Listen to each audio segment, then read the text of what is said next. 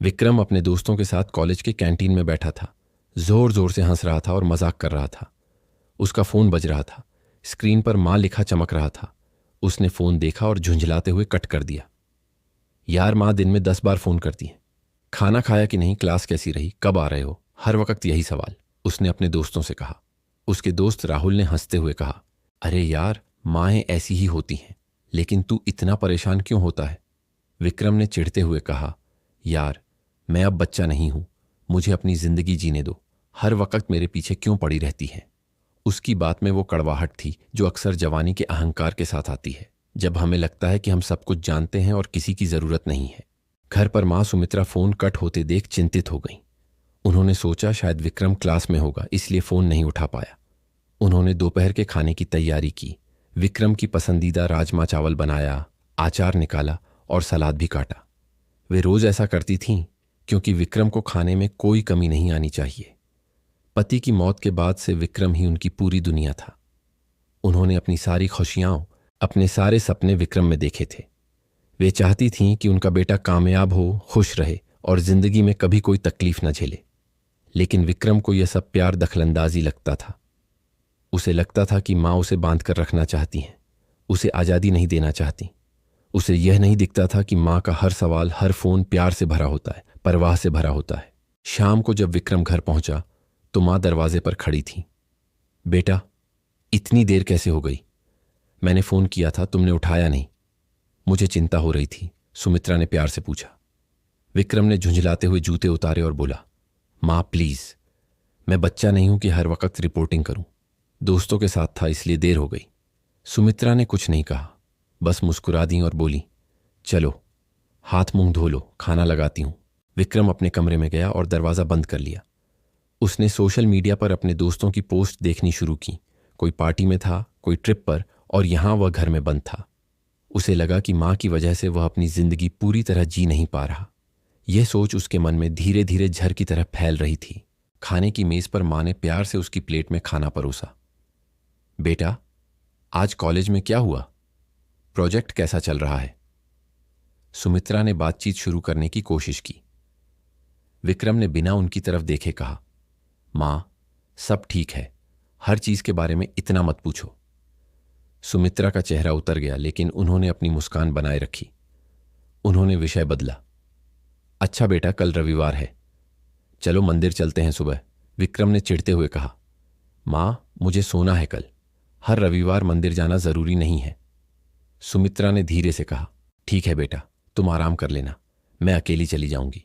खाना खत्म करके विक्रम अपने कमरे में चला गया और सुमित्रा रसोई में बर्तन धोने लगी। उनकी आंखों में आंसू थे, लेकिन वे जानती थीं कि बच्चे बड़े होने पर ऐसा ही करते हैं। उन्होंने सोचा शायद ये एक फेज है जो गुजर जाएगा और विक्रम फिर से वैसा ही प्यारा बेटा बन जाएगा जैसा बचपन में था। हफ्ते बीतते गए और विक्रम का व्यवहार और भी बदतर होता गया। वह घर में कम समय बिताता, मां से बातचीत करना लगभग बंद कर दिया और हमेशा अपने फोन में मस्त रहता। एक दिन सुमित्रा की तबीयत खराब हो गई। उन्हें तेज बुखार था और शरीर में दर्द हो रहा था। उन्होंने विक्रम को फोन किया, बेटा, मेरी तबीयत ठीक नहीं है, क्या तुम जल्दी घर आ सकते हो? विक्रम उस वक्त दोस्तों के साथ मूवी देखने के लिए मॉल में था।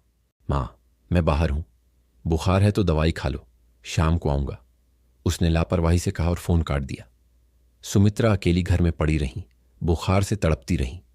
पड़ोस की एक आंटी आईं और उन्होंने दवाई दी, उनकी देखभाल की। जब विक्रम रात को घर आया तो उसने देखा कि मां बिस्तर पर लेटी हैं। मां, अब कैसा लग रहा है? उसने पूछा। सुमित्रा ने कमजोर आवाज में कहा, बेटा, बस थोड़ी कमजोरी है, तुम सुबह से बाहर थे, खाना खाया? विक्रम को थोड़ा अपराध बोध हुआ, लेकिन वह जल्दी ही खत्म हो गया। 1 महीने बाद विक्रम के दोस्तों ने गोवा जाने का प्लान बनाया। सबने पैसे इकट्ठे किए और टिकट बुक कर लिया। विक्रम भी जाना चाहता था, लेकिन उसके पास पर्याप्त पैसे नहीं थे। उसने मां से कहा, मां, मुझे RS20,000 चाहिए, दोस्तों के साथ गोवा जा रहा हूं। सुमित्रा ने चौंक कर पूछा, बेटा, इतने पैसे? और गोवा? अभी तो तुम्हारी पढ़ाई चल रही है। विक्रम गुस्से में बोला, मां, सब दोस्त जा रहे हैं, सिर्फ मैं ही यहां रह जाऊं? आप कभी मेरी खुशी के बारे में नहीं सोचती। सुमित्रा ने समझाते हुए कहा, बेटा, मैं तुम्हारी खुशी की बात ही तो कर रही हूं। ये पैसे मैंने तुम्हारी पढ़ाई के लिए बचाए हैं।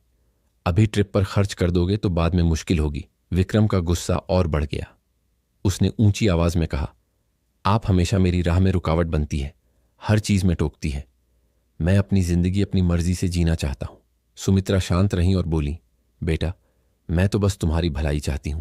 तभी विक्रम ने वो शब्द कहे जो उसकी जिंदगी बदल देने वाले थे।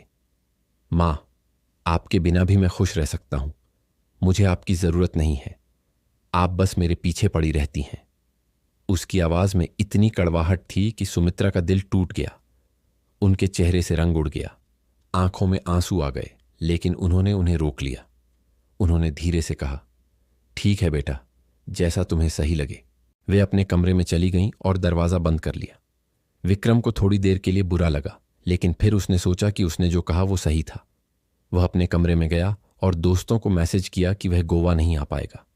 उसे गुस्सा आ रहा था, लेकिन मां पर नहीं, बल्कि अपनी परिस्थिति पर। उस रात सुमित्रा सो नहीं पाई। उन्होंने अपने बेटे के शब्द बार बार सुने, आपके बिना भी मैं खुश रह सकता हूं। क्या सच में उनका बेटा उनके बिना खुश रह सकता था? क्या वे वाकई में उसके लिए बोझ थीं?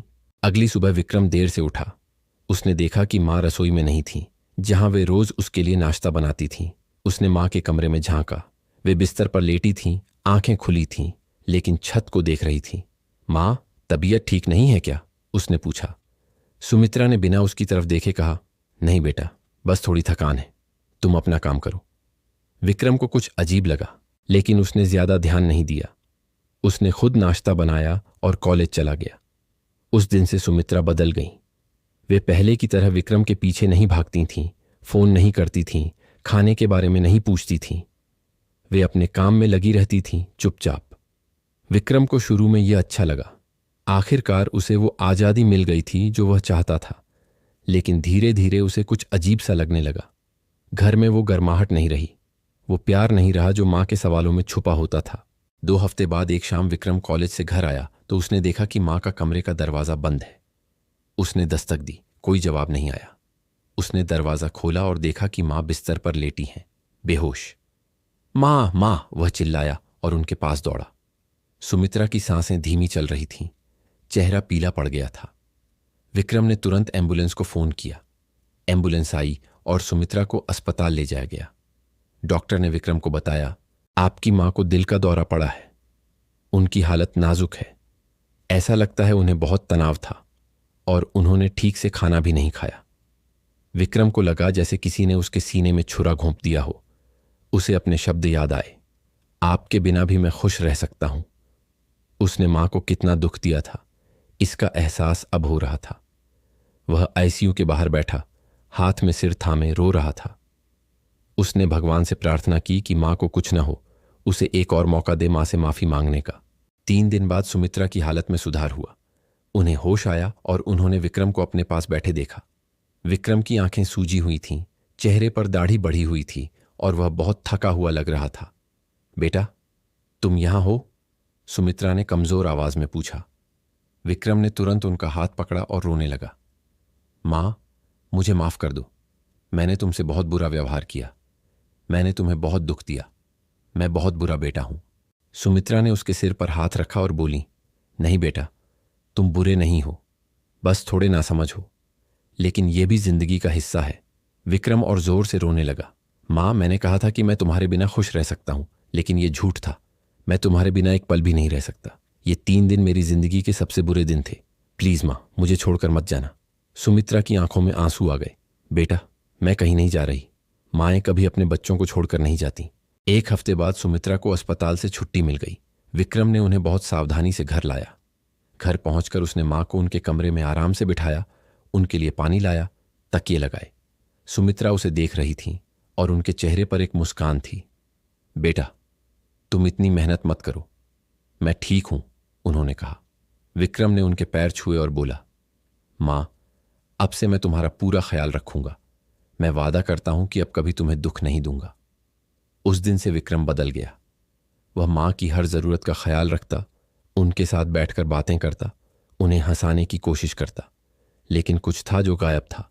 मां की वो चमक, वो खुशी, वो हंसी जो पहले उनके चेहरे पर रहती थी। सुमित्रा अक्सर खामोश रहती, खिड़की से बाहर देखती रहती और गहरी सांसें लेती रहती। विक्रम ने एक दिन पूछा, माँ, तुम उदास क्यों रहती हो? क्या तुम्हें कुछ चाहिए? सुमित्रा ने मुस्कुराते हुए कहा, नहीं बेटा, बस कुछ नहीं, बस थोड़ी थकान है। महीने बीतते गए, लेकिन सुमित्रा की हालत में कोई सुधार नहीं आया। वे शारीरिक रूप से ठीक हो रही थीं, लेकिन मानसिक रूप से टूट चुकी थीं। विक्रम के वो शब्द उनके दिल में गहरा घाव बना चुके थे। आपके बिना भी मैं खुश रह सकता हूं। ये शब्द उन्हें रात में सोने नहीं देते थे, दिन में चैन नहीं लेने देते थे। वे सोचती रहती कि क्या सच में उनका बेटा उनके बिना खुश रह सकता था? क्या उनकी मौजूदगी बोझ थी? एक दिन उनकी सहेली कमला मिलने आई। उन्होंने सुमित्रा की हालत देखी और पूछा, सुमित्रा, तुम इतनी उदास क्यों रहती हो? विक्रम तो अब बहुत ख्याल रखता है तुम्हारा। सुमित्रा ने आंसू भरी आंखों से कहा, कमला, एक बार टूटा हुआ रिश्ता कभी पहले जैसा नहीं हो सकता। विक्रम ने जो कहा था वो मेरे दिल में छुरी की तरह चुभ गया है। वह अब मेरा ख्याल रखता है, लेकिन यह फर्ज से लगता है, दिल से नहीं। कमला ने उन्हें समझाने की कोशिश की, नहीं सुमित्रा, बच्चे कभी कभी गुस्से में कुछ भी कह देते हैं। विक्रम को अपनी गलती का एहसास हो गया है, तुम उसे माफ कर दो। लेकिन सुमित्रा का दिल नहीं माना। उन्हें लगता था कि शायद सच में विक्रम उनके बिना खुश रह सकता था। धीरे धीरे वे और भी ज्यादा अंदर की ओर मुड़ती गईं। वे कम बोलती थीं, कम खाती थीं और ज्यादातर समय अपने कमरे में ही रहती थीं। विक्रम परेशान था। उसने हर तरीका अपनाया मां को खुश करने का। उनकी पसंद का खाना बनाया, उन्हें मंदिर ले गया, उनके लिए नई साड़ियां उलाया, लेकिन कुछ भी काम नहीं आया। मां की वो हंसी जो कभी घर में गूंजती थी अब गायब हो चुकी थी। एक रात विक्रम मां के कमरे के बाहर खड़ा था। उसने सुना कि मां अंदर रो रही थी। वह अंदर गया और मां के पास बैठ गया। मां, प्लीज रो मत, मुझसे देखा नहीं जाता तुम्हें ऐसे, उसने भर्राई आवाज में कहा। सुमित्रा ने आंसू पोंछे और बोली, बेटा, कुछ चीजें एक बार टूट जाएं तो फिर जुड़ नहीं पाती। तुमने जो कहा था वो मेरे दिल में हमेशा के लिए दर्ज हो गया है। विक्रम का दिल बैठ गया। उसने मां के पैर पकड़ लिए और रोते हुए कहा, मां, मैं कितनी बार माफी मांगू? मैं उस दिन पागल हो गया था। मैंने गुस्से में वो शब्द कहे थे, लेकिन मेरा मतलब वो नहीं था। मां, तुम मेरी जिंदगी हो, मेरी सांसें हो। तुम्हारे बिना मैं एक पल भी खुश नहीं रह सकता। प्लीज मां, मुझे माफ कर दो, मुझे एक और मौका दो। सुमित्रा ने उसके सिर पर हाथ रखा, लेकिन उनकी आंखों में वो चमक नहीं थी। बेटा, मैंने तुम्हें माफ कर दिया है, लेकिन कुछ घाव इतने गहरे होते हैं कि वो भर नहीं पाते। उस रात विक्रम मां के कमरे में ही सो गया, मां के पैरों के पास। उसे पहली बार एहसास हुआ कि शब्दों की कितनी ताकत होती है। एक बार बोले गए शब्द वापस नहीं लिए जा सकते और वे कभी कभी ऐसे घाव दे जाते हैं जो कभी नहीं भरते। अगले कुछ महीने और भी मुश्किल रहे। सुमित्रा की तबीयत फिर से बिगड़ने लगी। डॉक्टरों ने कहा कि उन्हें डिप्रेशन हो गया है और यह उनकी शारीरिक सेहत को भी प्रभावित कर रहा है। विक्रम ने उन्हें साइकोलॉजिस्ट के पास ले जाने की कोशिश की, लेकिन सुमित्रा ने मना कर दिया। बेटा, मेरी बीमारी का इलाज दवाइयों से नहीं हो,